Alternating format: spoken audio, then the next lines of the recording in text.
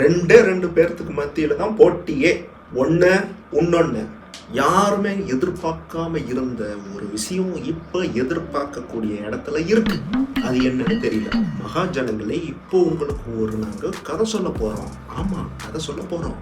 எந்த பக்கம் பார்த்தாலும் இப்போதைக்கு நமக்கு விளம்பரங்கள் அதிகமாக இருக்கு. ஸோ இந்த விளம்பரங்களை நம்ம நிறுத்தணும் அப்படின்னா அதுக்கு ஒரே வழிதான் இருக்கு.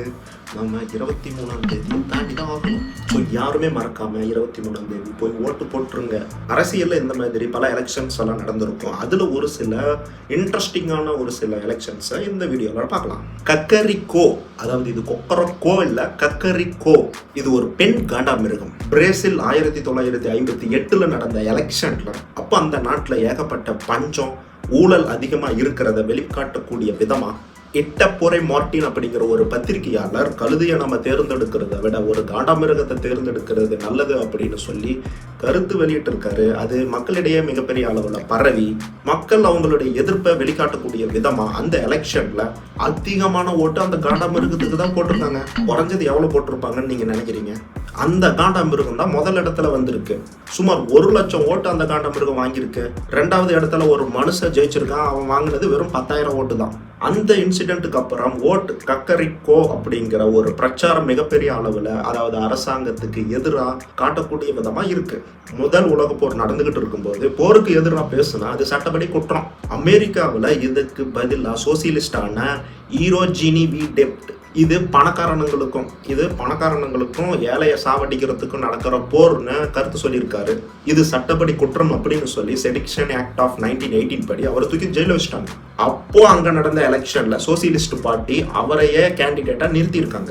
பிரச்சாரத்துக்கு வாரத்துக்கு ஒரு முறை அவர் வெளியில வரலாம். அவருடைய அடையாளமா அவருடைய கைதியோடைய ட்ரெஸ், அவருடைய நம்பர், கைதி எண் 9653 மிகப்பெரிய அளவுல பரவ ஆரம்பிச்சிருக்கு. இது மக்கள் மத்தியில ஒரு மிகப்பெரிய ஒரு இம்பாக்ட கொண்டு வந்து எலெக்ஷன்ல சுமார் 9,13,000 ஓட்டுகள் வாங்கி அவரு தான் அதுல ஜெயிச்சிருக்காரு. சுமார் 1 மில்லியன் ஓட்டு. வெளியே எங்கேயும் போகாம உள்ளே இருந்து ஜெயிச்ச முதல் அதிபர் அவரா தான் இருக்க முடியும். இதுல இருந்து நமக்கு என்ன தெரியுது? யாராவது கருத்து சொன்னா அவங்கள நோண்டாம இருக்கிறது ரொம்பவும் நல்லதுன்னு தெரியுது. இப்ப இருக்கக்கூடிய பிரஸ் மாதிரி அப்ப இருக்கக்கூடிய ஊடகங்கள் என்ன பண்ணியிருக்காங்க அப்படின்னா, 1948 அமெரிக்காவில் நடந்த தேர்தலில் Harry S Truman, Thomas Dewey இவங்க 2 பேர்த்துக்கு நடுவில் நடந்த போட்டியில யார் ஜெயிப்பாங்க அப்படிங்கிற ஒரு கருத்து கணிப்பு முன்கூட்டி எடுத்திருக்காங்க. ஸோ சிகாகோ டெய்லி ட்ரைபன் அப்படிங்கிற ஒரு பத்திரிகையாளர் தாமஸ் தான் ஜெயிப்பார் அப்படின்னு 100% நம்பிட்டு உட்காந்துட்டு இருந்திருக்காங்க. டேவி டிஃபீட்ஸ் ட்ரூமன் அப்படின்னு கொட்டையா அடிச்சு பத்திரிகையை ஊர் ஃபுல்லா பரப்பவே ஆரம்பிச்சிட்டாங்க. ஆனா அந்த எலெக்ஷன்ல ஜெயிச்சது ட்ரூமன் தான். அவசரப்பண்டிய குமார். ஈக்குவடர் நாட்டுல 1967 நடந்த எலெக்ஷன்ல ஒரு கால் பவுடர் தயாரிக்கக்கூடிய ஒரு கம்பெனி அவங்களுடைய விளம்பரத்துக்காக என்ன பண்ணிருக்காங்க அப்படின்னா, நீங்க எந்த வேட்பாளருக்கு வேணாலும் ஓட்டு போட்டுக்கோங்க, ஆனா உங்களுடைய நல்வாழ்வுக்கும் சுகாதாரத்திற்கும் புல்வா பைசுக்கு வாக்களியுங்கள் அப்படின்னு விளம்பரம் பண்ணியிருக்காங்க. எலெக்ஷனுக்கு கொடுக்கக்கூடிய துண்டு சீட்டு மாதிரி அச்சல் அப்படியே ஒரு மஞ்சள் நோட்டீஸ் எல்லாத்துக்கும் கொடுத்து கவர்மெண்டோடைய ஒரிஜினல் நோட்டீஸ் மாதிரி அதுவும் இருந்திருக்கு. அரசாங்கத்து மேல அதிருப்தியில் இருந்தவங்களும் அறியாமையில் இருந்தவங்களும் இந்த கம்பெனிக்கு அதிக ஓட்டு போட்டு கொடுத்துருக்காங்க. அவங்க கிட்ட இருந்த அறியாமையும் அதீதமான விளம்பரம் தான் இதுக்கு முக்கியமான காரணமா இருந்திருக்கு. எலெக்ஷன்லேயே ஒரு நல்ல ஒரு ட்விஸ்ட்னா அந்த இந்த எலெக்ஷன்லாம் தான் இருக்க முடியும். ஹாரன்ஸ் கிரீலி அப்படிங்கிறவருக்கு ஏகப்பட்ட மக்கள் ஆதரவு இருந்திருக்கு. சரியா எலெக்ஷன் டைம்ல அவருடைய மனைவி காலமாயிட்டாங்க. அவர் எலெக்ஷன்ல ஜெயிப்பாரா இல்லையாங்கிற ஒரு மன அழுத்தமும் சேர்ந்து இருக்கையில அவரு காலமாயிட்டாரு.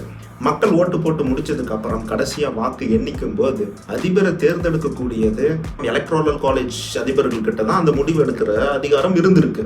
ஸோ அவங்க கிட்ட இருக்கக்கூடிய 66 ஓட்டை மீதி இருக்கக்கூடிய 4 வேட்பாளர்களுக்கு பிரிச்சு கொடுத்துருக்காங்க. அதுல இருந்து 3 பேர் இறந்தவருக்கு ஓட்டு போட்டிருக்காங்க. இதுதான் வரலாற்றுல முதல் டைம் இறந்த ஒரு நபருக்கு ஓட்டு போட்டது. இதுதான் ஃபர்ஸ்ட் அண்ட் லாஸ்ட்டும் கூட.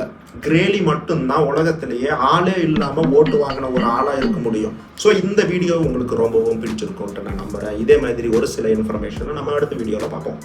நல்லதே நடக்கும். நன்றி, வணக்கம்.